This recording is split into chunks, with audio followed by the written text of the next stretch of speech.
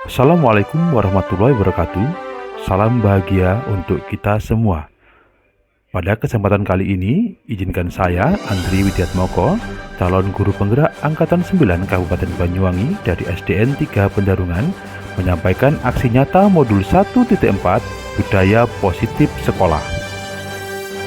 Aksi nyata modul 1.4 diwujudkan dalam bentuk diseminasi sederhana yang dihadiri oleh 14 guru dari 2 sekolah dalam satu desa, yaitu SDN 1 Pendarungan dan SDN 3 Pendarungan, yang dilaksanakan di SDN 3 Pendarungan pada hari Sabtu 21 Oktober 2023 pukul 12 sampai 13 siang.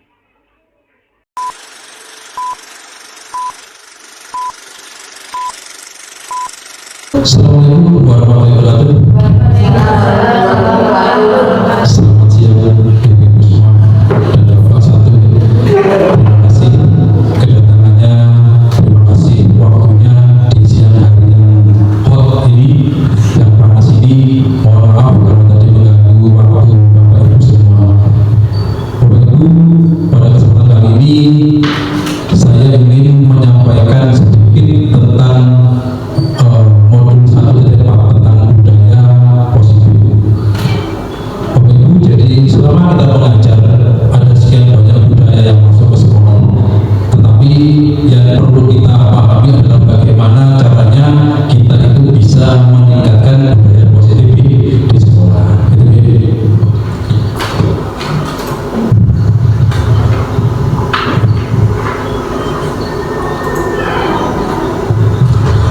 Materi kita pada siang hari ini ada 6. Yang pertama adalah disiplin positif dan kebajikan universal. Kemudian ada teori motivasi, hukuman, penghargaan, dan juga restitusi. Yang ketiga adalah keyakinan kelas. Keempat, kebutuhan dasar manusia dan dunia yang berkualitas. 5, posisi kontrol guru. Dan yang terakhir adalah segitiga restitusi. Semoga 6 materi ini bisa kita selesaikan, bisa memberikan manfaat untuk kita semua di masa yang akan datang.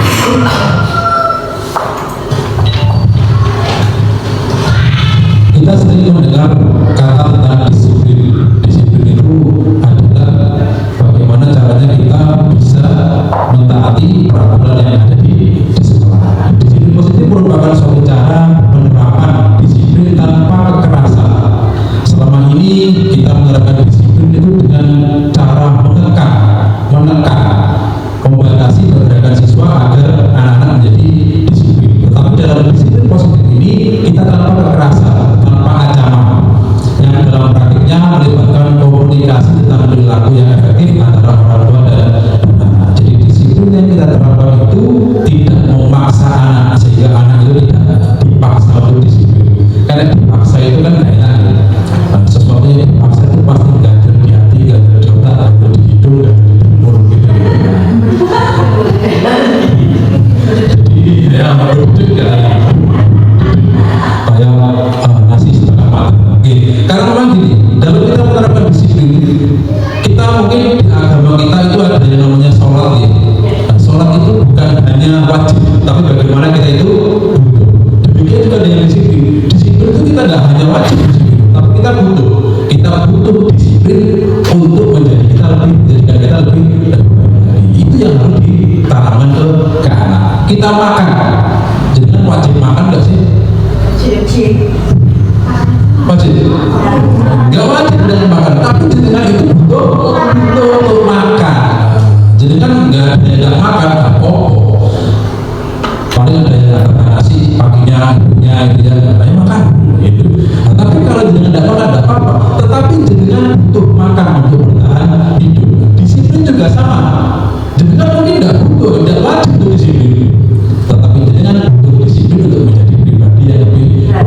Jadi bagaimana cara menerapkan menumbuhkan disiplin itu dari siswa, itu yang dimaksud dengan disiplin positif. Kemudian ada nilai kebajikan universal. Nilai kebajikan adalah sifat positif manusia yang merupakan tujuan mulia yang ingin dicapai setiap individu. Jadi dalam diri kita itu pasti ada yang namanya nilai kebajikan.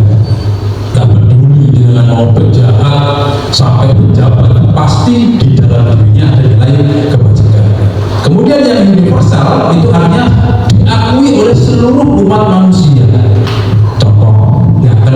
itu nggak kenal agama, semua agama masuk itu ngomong kalau mencuri itu tidak baik. Benar. Berarti nilai tidak boleh mencuri itu sudah diakui secara universal. Orang dunia itu mengakui bahwa mencuri tidak baik. Itu salah satu contoh aja. Kemudian sopan ke orang yang lebih tua. Orang agama apapun, suku apapun pasti setuju kalau ngomong sopan dengan orang tua itu adalah sebuah kebajikan. Jadi itu nih dengan kebajikan universal. Nanti jangan bisa mikir sendiri, kebajikan universal itu apa saja sih? Sebuah kebajikan yang bisa diterapkan di seluruh dunia. Nah, dalam poin ini mengutamakan penanaman nilai-nilai universal melalui kesadaran yang muncul dari dalam diri anak. Sehingga bagaimana caranya seorang guru memunculkan nilai-nilai universal tadi dari dalam diri anak. Jadi bukan hanya diberi, tetapi bagaimana muncul sendiri. Kalau diberi itu ibaratnya kalau anak dicekoki itu ya, ini sudah nilai kamu harus baik seperti ini. Kamu tidak boleh mencuri, gitu ya. Karena mencuri itu jahat. Itu sebuah kebajikan yang diterapkan dengan sangat selesai. Tetapi yang perlu menjadikan ungkapan ke siswa adalah kenapa kok tidak boleh mencuri? Kenapa? Karena di situ ada hak orang lain yang diambil. Jadi jangan bisa menerangkan hal-halnya. Jadi tidak hanya sebuah kebajikan aja yang diterangkan, tapi juga ada latar belakang yang di dalamnya. Kamu harus sopan ke orang tua. Kenapa? Ya pokoknya sopan. Titik. Tetapi bukan hanya satu nilai kebajikannya yang ingin diterapkan, tapi bagaimana nilai-nilai yang ada di samping-sampingnya juga. Kenapa sih kok saya harus sopan? Kenapa kok saya harus menghargai orang? Ini perlu juga diterapkan. Sehingga yang namanya disiplin positif itu tidak hanya melekat di otak, tetapi juga turun ke hati. Jadi kan gitu ya.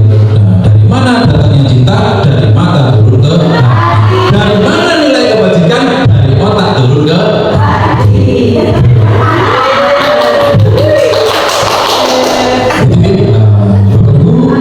selanjutnya ini teori motivasi. Tapi sebelum kita ke teori motivasi, biar tidak ngantuk karena siang ini kayak berbentuk semua gitu.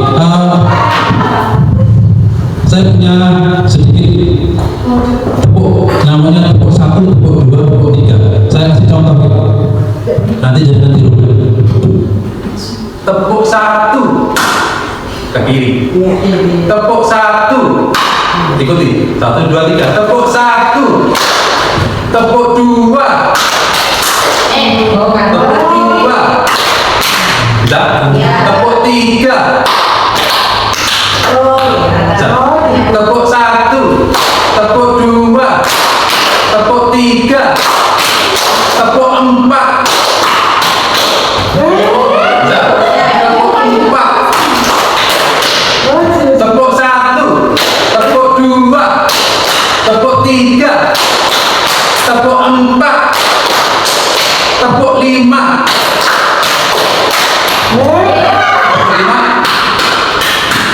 Bisa? Tepuk 1. Tepuk 2. Tepuk 3. Tepuk 4. Tepuk 5. 2 kali tepuk 5. Iya. Terima kasih. Biar nanti.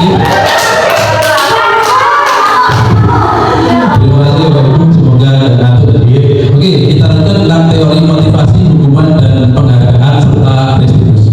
Bapak Ibu, kalau kita mengajar, kita sering menjumpai banyak sekali peristiwa. Kita sering sekali memberikan motivasi kepada siswa. Motivasi kepada siswa itu terdiri dari 2 macam, itu dari ekstrinsik dari luar dan intrinsik dari dalam diri siswa itu sendiri. Kalau dari luar berarti dari orang lain dari siswa, seperti dari guru, dari kepala sekolahnya, dari orang tuanya, gitu. Yang pertama hukuman. Hukuman ini adalah sebuah motivasi. Hukuman itu masuk motivasi, gitu. Masuk motivasi yang diberikan oleh orang selain dari diri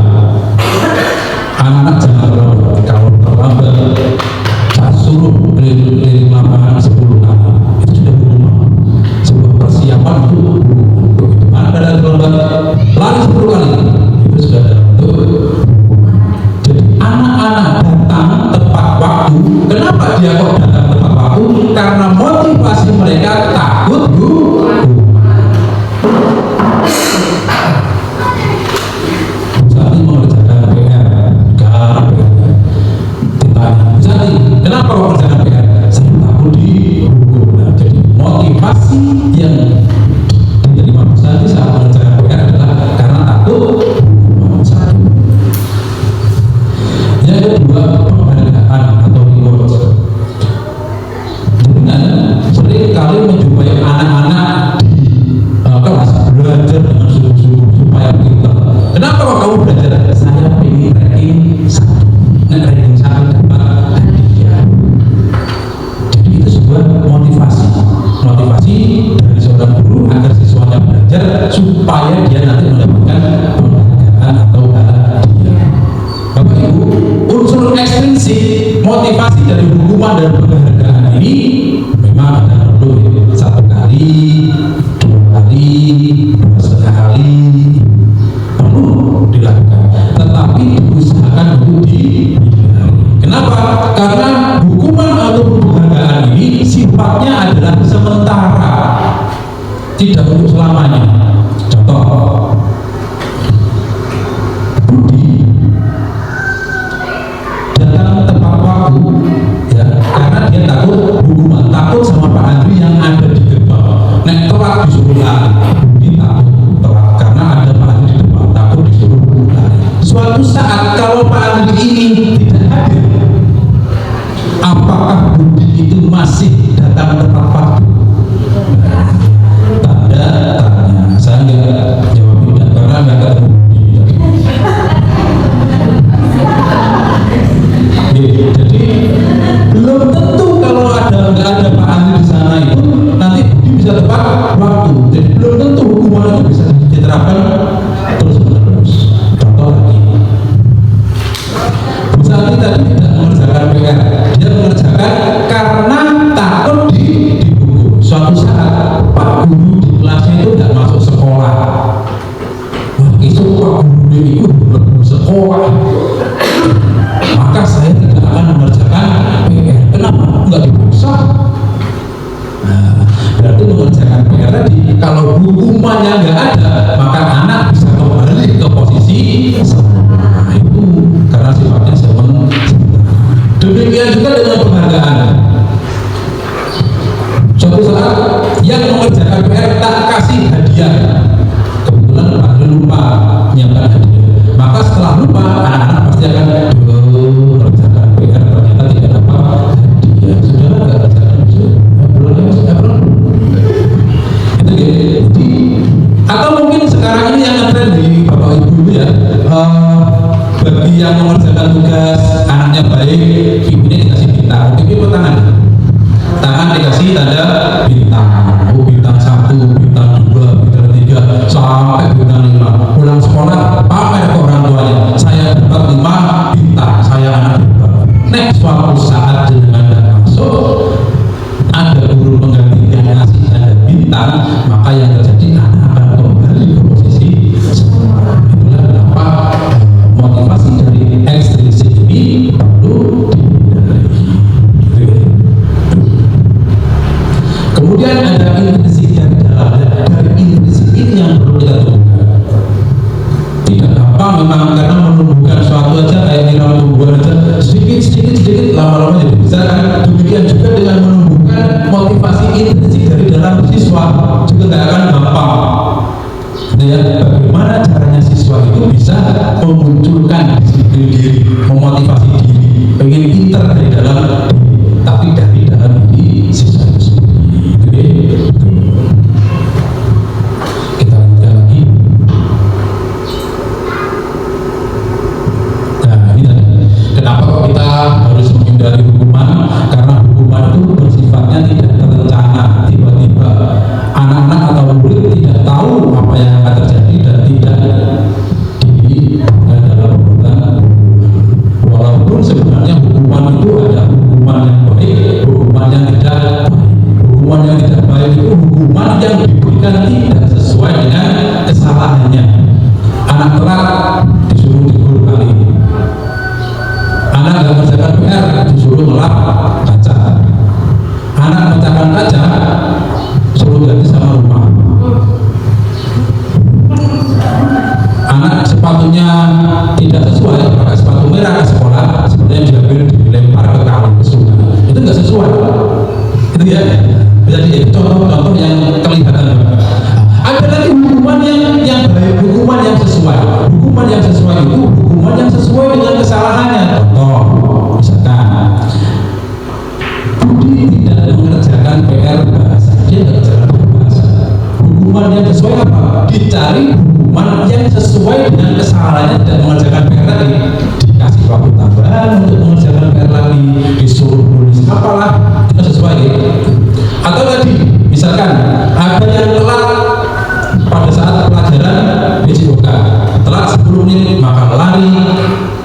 kali keliling lapangan.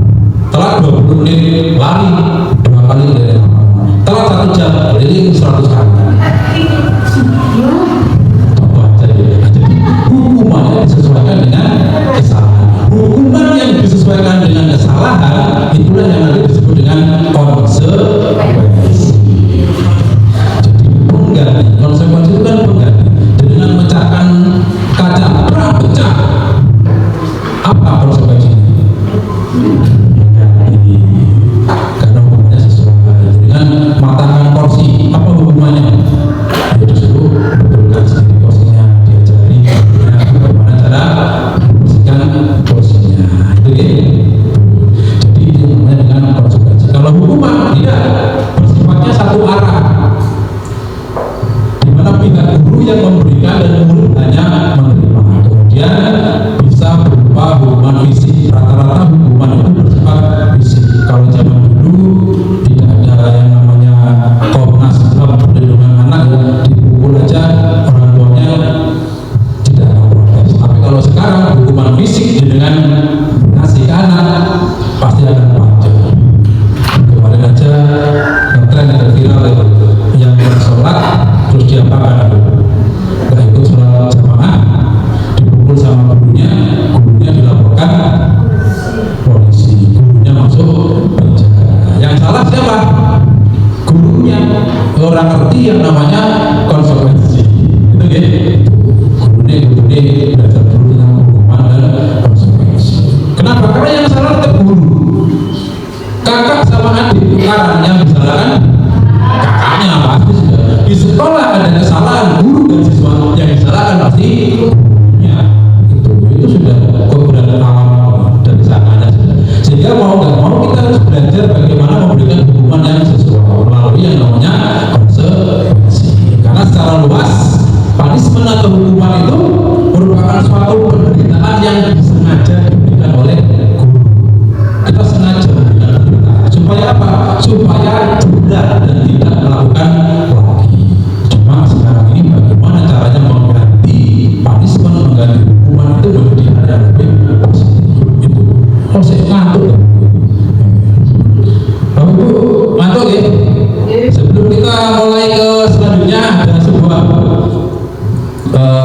permainan sederhana namanya darjilu, ikuti gerakan. Kalau saya ngomong darjilu, ikuti gerakan saya dengan harus ikuti. Kalau ada kata darjilu, dengan harus ikuti. Contoh, darjilu tepuk tangan, darjilu pegang telinga, pegang hidung. Tidak. Kenapa? Tidak ada kata darjilu. Baru melatih konsentrasi siang-siang ini. Darjilu pegang telinga,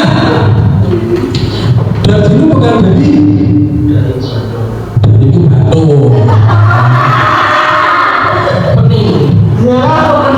Darjilu pegang mulut, pegang telinga. Konsentrasi. Sekali lagi. Darjilu pegang hidung, pegang mata. Terima kasih, keren. Masih konsentrasi. 2 kali tepuk 5.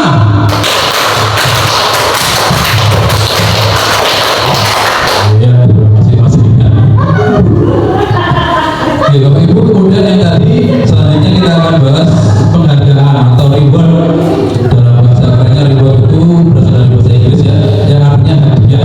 Reward dapat diberikan sebagai bentuk balasan balik yang berarti positif maupun negatif. Hadiah bisa juga diartikan sebagai pemberian cindera mata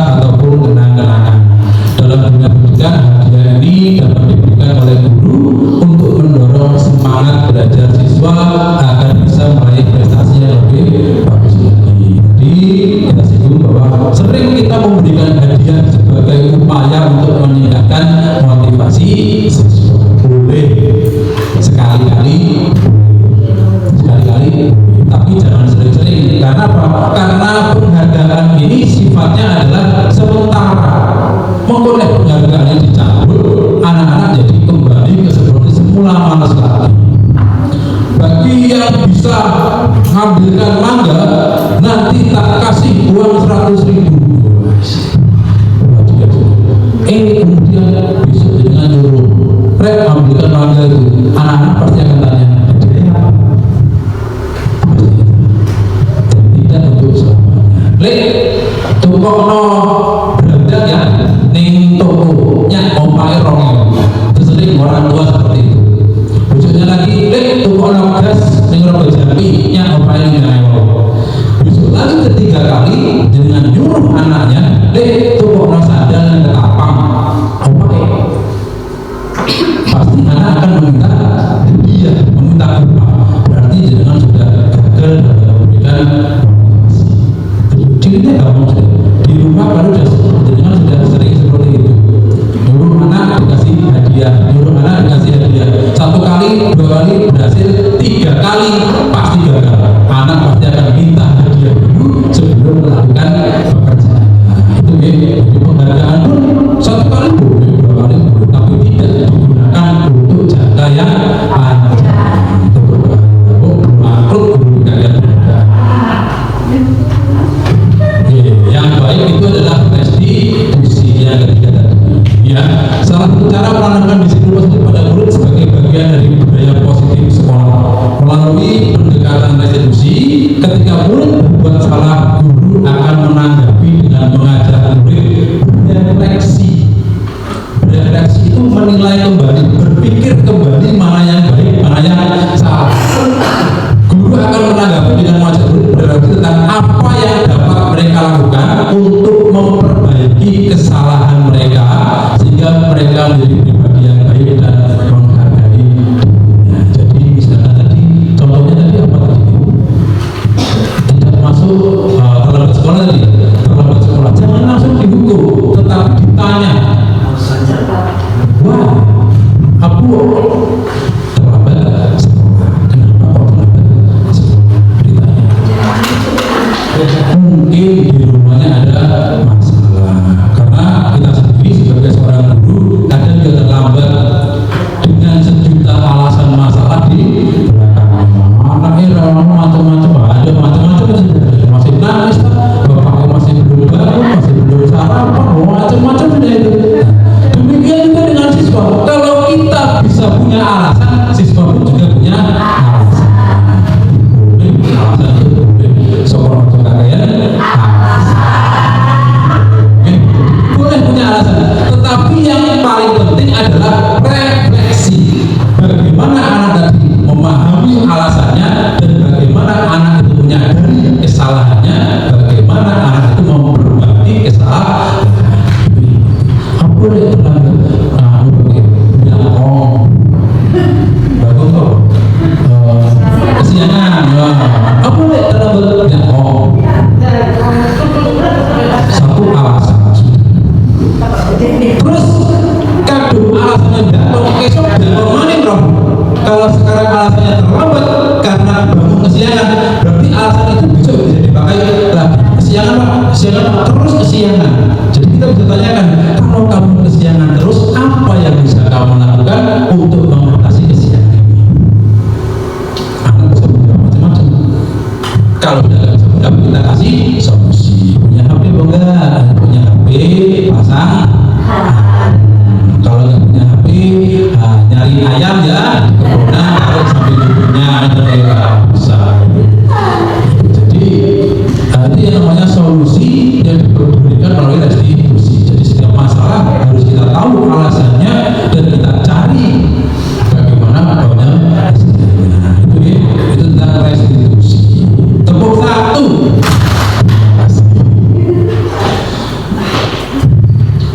Bapak Ibu, selanjutnya kita bahas tentang keyakinan kelas. Keyakinan kelas adalah nilai-nilai universal yang disepakati tanpa ada paksaan dan diyakini bersama, yang berasal dari penyatuan pikiran untuk menjadi nilai-nilai kebaikan dan dirasakan seluruh warga kelas. Keyakinan kelas nanti akan melahirkan yang namanya konsekuensi kelas. Jadi beda kalau peraturan sekolah, peraturan kelas yang dibuat adalah guru membuat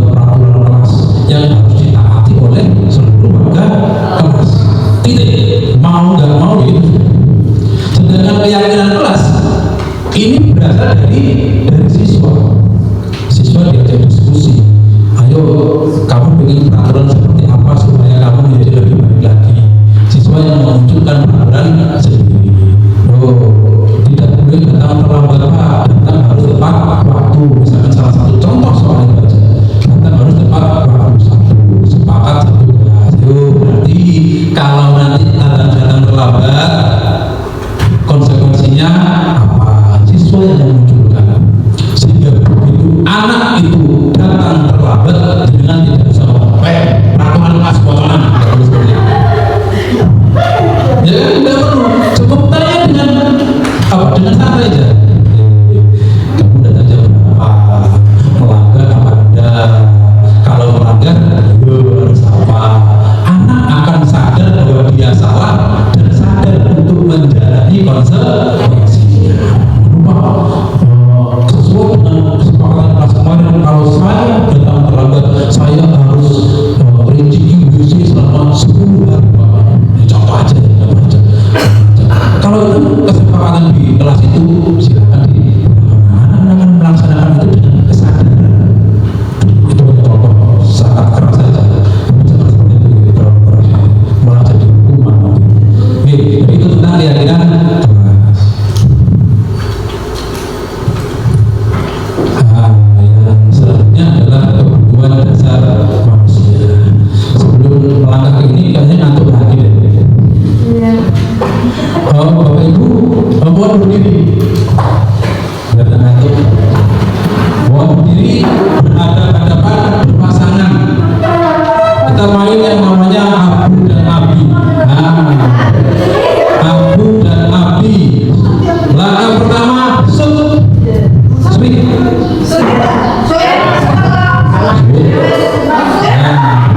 yang menang jadi Abu, yang kalah jadi Abi. Yang menang jadi Abu, yang kalah jadi Abi. Kemudian siap-siap untuk salaman, tapi jangan berjabatan. Jangan bersentuhan, jangan bersentuhan. Jangan bersentuhan. Sampai Nabi. Ya, yang menang tadi Abu, yang kalah Abi. Kalau saya ngomong Abu, maka Abu yang mukul, Abi yang menghindar. Kalau saya ngomong Abu, maka Abu yang mukul, Abi yang menghindar. Kalau saya ngomong Abu, maka Abi yang mukul, Abu yang menghindar. Bisa dipahami? Abu.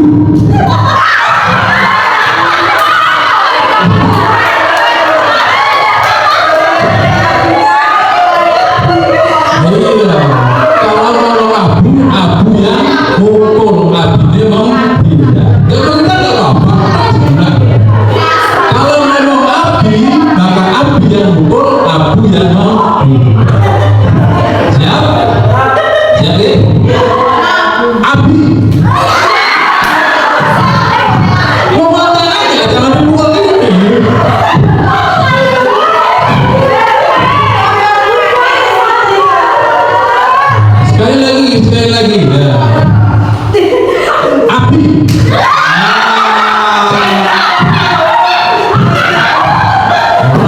Sekali lagi. Abu. Terima kasih sudah kembali. Maaf nih, kita agak banyak uangnya karena sekarang waktunya siang, udah panas, itu lapar lagi. Oke, kita ngomong tentang kebutuhan dasar manusia, Bapak Ibu. Kita nggak ngomong manusia yang gede, kita ngomong yang lebih kecil lagi. Bahwa kebutuhan dasar manusia dalam lingkup yang kecil, dalam bentuk anak itu ada 5. Yang pertama kebutuhan bertahan hidup, kasih sayang dan rasa terima, penguasaan, kebebasan dan kesenangan. Kita bahas satu-satu sejak ngomong. Jadi kebutuhan bertahan hidup itu berhubungan dengan paling sederhana adalah makan. Contoh, kalau anak-anak dengan telat istirahat,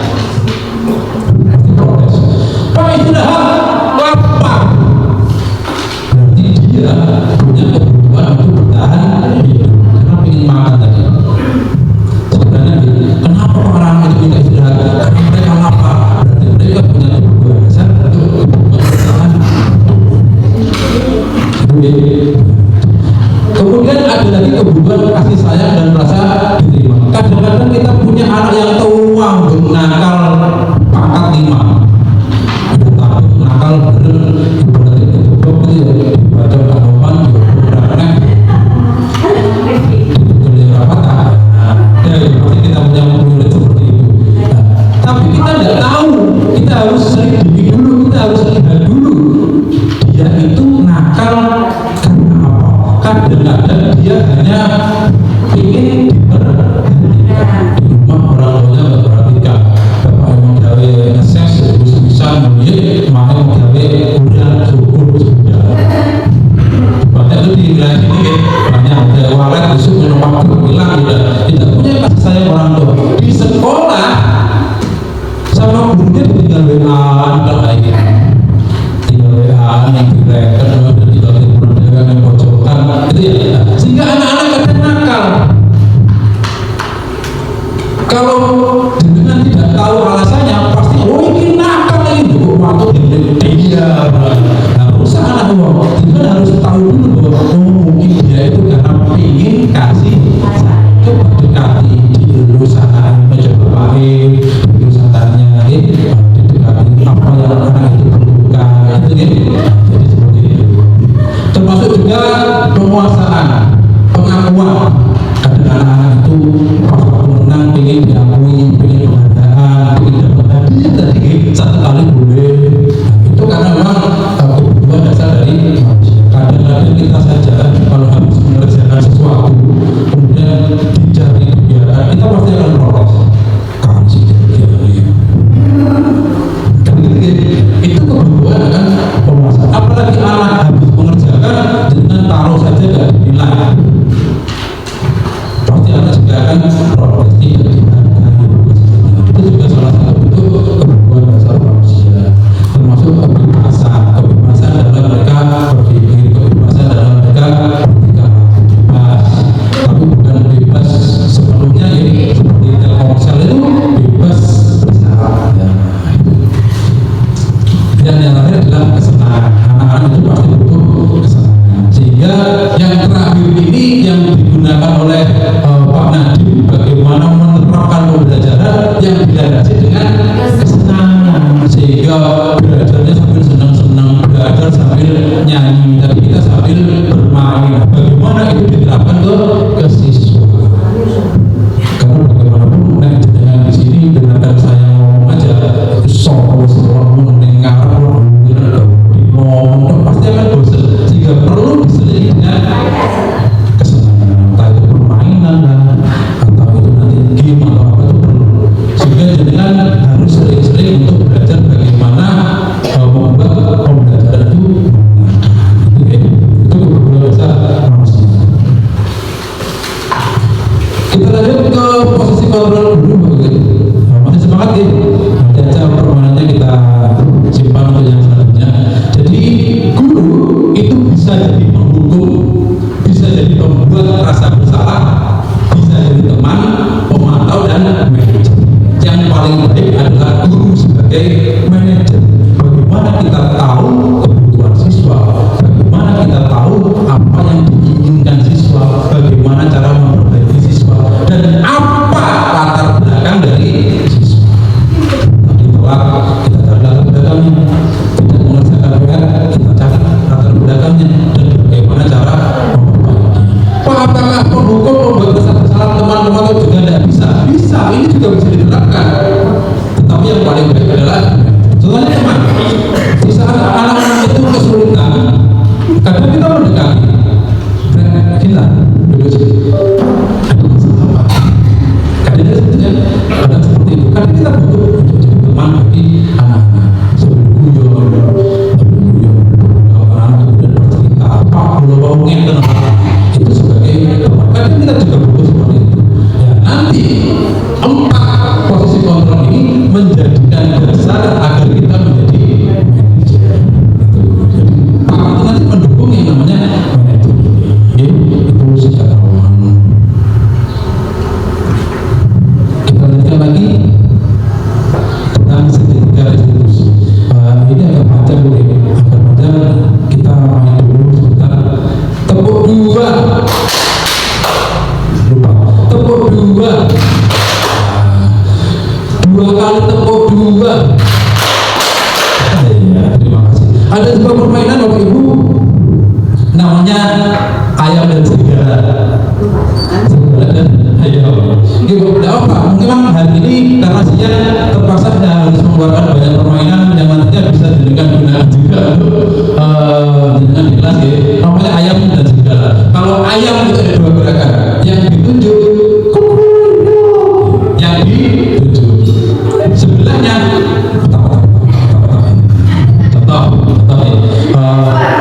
pakai suara. Contoh, saya nunjuk Bu Tari.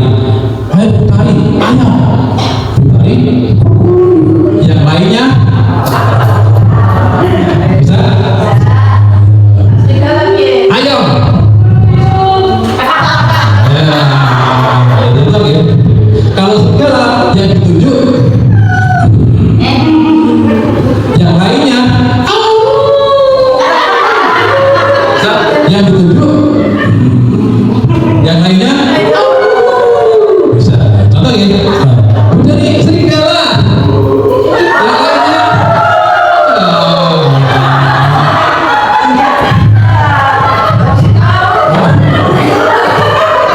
contoh lagi, bayu ayam bersamaan.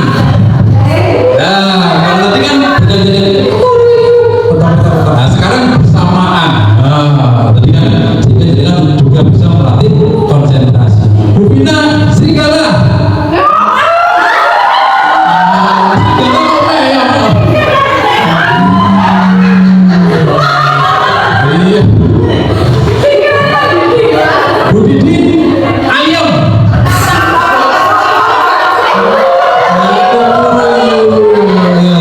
Tepuk tangan untuk kita semua.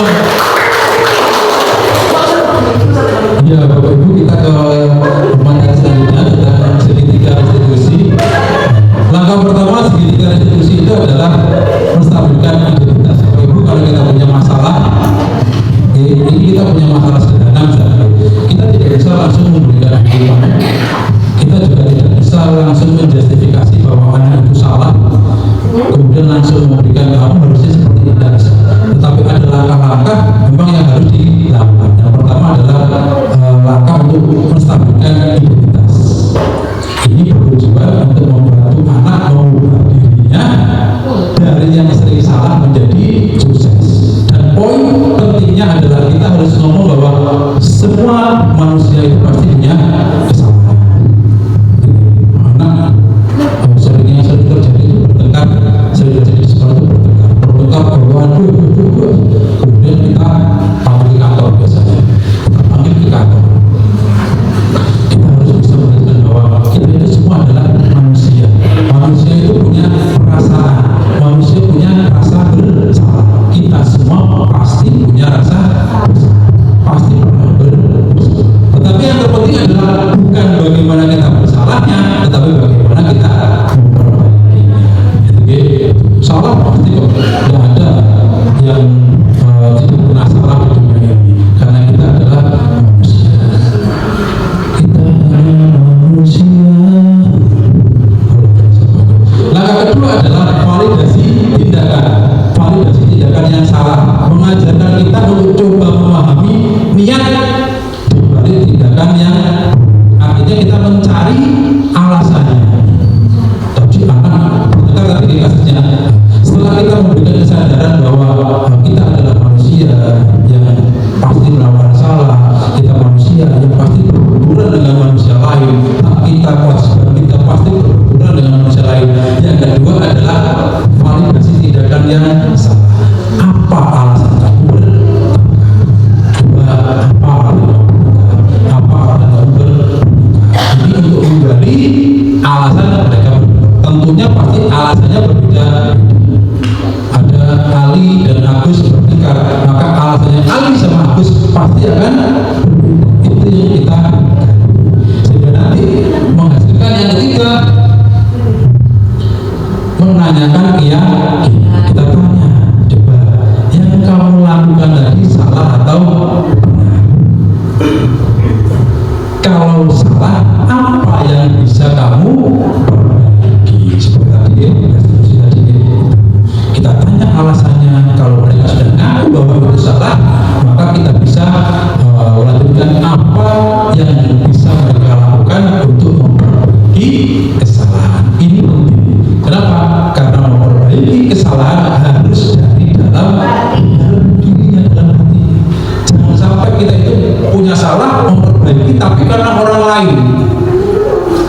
saya tak berbuat baik kalau di dalam agama itu ya kita beribadah karena orang lain. Nah orang lainnya nggak ada. Saya itu belajar supaya pintar, supaya ranking 1 karena di situ ada Bu Fitri. Biar dilihat Bu Fitri saya itu ranking 1. Nah Bu Fitri ini tidak enak. Udah malas lagi saya. Nah, itu ya. Jadi itu pentingnya menumbuhkan dari dalam diri untuk memperbaiki kesimpulannya. Tepuk satu. Kesimpulannya budaya positif sekolah dihasilkan dari pembiasaan panjang baik guru maupun siswa. Kalau kita pengen anak kita itu pinter, kita bisa belajar satu malam, satu SKS sistem tersebut semalam. Besok ulangan sekarang belajar bisa, besok ulangan nyontoh bisa. Tetapi budaya positif tidak bisa seperti itu. Hasil dari pembiasaan panjang. Tidak bisa 1 minggu, 2 minggu, 1 bulan tidak bisa. Salah satu contoh kalau jadinya di depan pagar salaman itu pasti nggak mungkin 1 minggu, 2 minggu anak-anak langsung salaman semua kalau ketemu guru. Itu proses setahun, 2 tahun, 3 tahun sampai 100 tahun baru bisa berjalan sampai gitu. Kemudian penerapan disiplin positif di mana guru harus memperhatikan langkah restitusi dan membuat keyakinan kelas dibutuhkan untuk meningkatkan motivasi intrinsik. Motivasi dari diri itu didapat dari langkah restitusi yang diberikan oleh guru. Di mana yang terakhir tadi adalah bagaimana caranya siswa itu bisa memperbaiki diri, ikhlas dari dalam diri. Dan yang terakhir, guru harus mempelajari kebutuhan dasar siswa untuk menentukan posisi kontrol yang tepat. Kita harus tahu dulu masalah siswa.